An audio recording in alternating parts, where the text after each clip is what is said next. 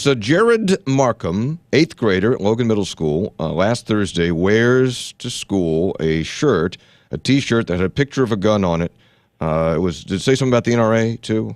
It did not specifically mention the NRA. What it said, it had a picture of a hunting rifle, and then there was the caption that said, "Protect our rights." Okay. What the shirt said. All right, pick up the story from there. And so he goes through the morning. He goes through 5 classes, and nobody says anything about the shirt. Then it's lunchtime, and I think he's in line going through the cafeteria line at the school, and one of the school service personnel, from what we understand, says, "Please turn your shirt inside out or take the shirt off."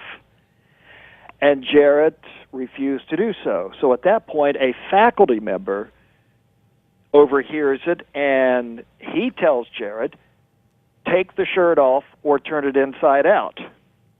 And from there, a back and forth begins between Jared and the school teacher, and voices are raised, and it gets testy. And from what we understand, then the students there in the commons area eating lunch are kind of into it, and they're chanting his name and so forth, so things are kind of getting out of control there. And so they quickly take Jared into the office. And from what happened there, I do not know, except the City of Logan police were called, and they came to the school, and Jared was arrested for disrupting the educational process.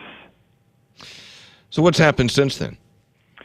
Obviously, just a lot of talk in the community. From what we understand, Jared is a fine young man, very good student, really has not been in trouble before. I think a lot of people are confusing this with First Amendment rights and Second Amendment rights, and he was not arrested for wearing the T-shirt. He was not arrested for refusing to take the T-shirt off. What he was arrested for was disrupting the educational process. Mm-hmm.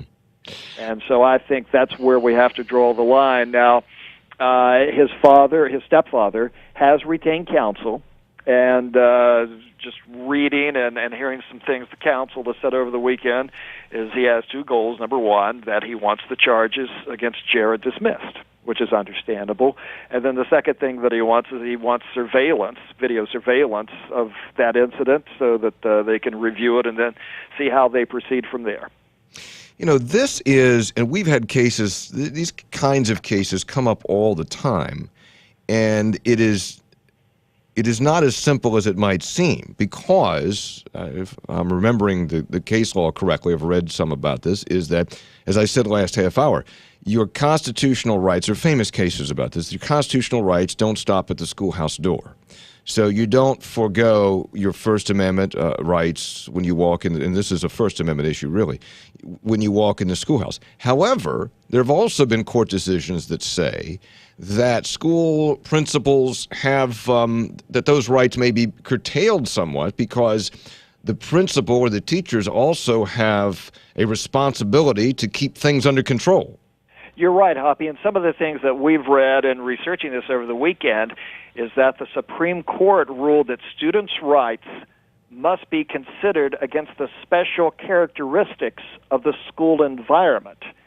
And so that ruling says that speech that substantially disrupts school activities is not protected by the First Amendment, and I think that's what we have here. So then you have, did wearing the shirt disrupt school activity, or then in the argument that ensued, did the student disrupt school activity and therefore it warranted discipline? I don't know. And you know, I'm not there, and I wasn't there, but it's probably the latter. The wearing of the shirt itself probably did not. It was the argument that ensued and how the other students got involved. And again, I haven't talked to a lot of people involved with this, but I just have a feeling that if we had a do-over here, it would have been done differently.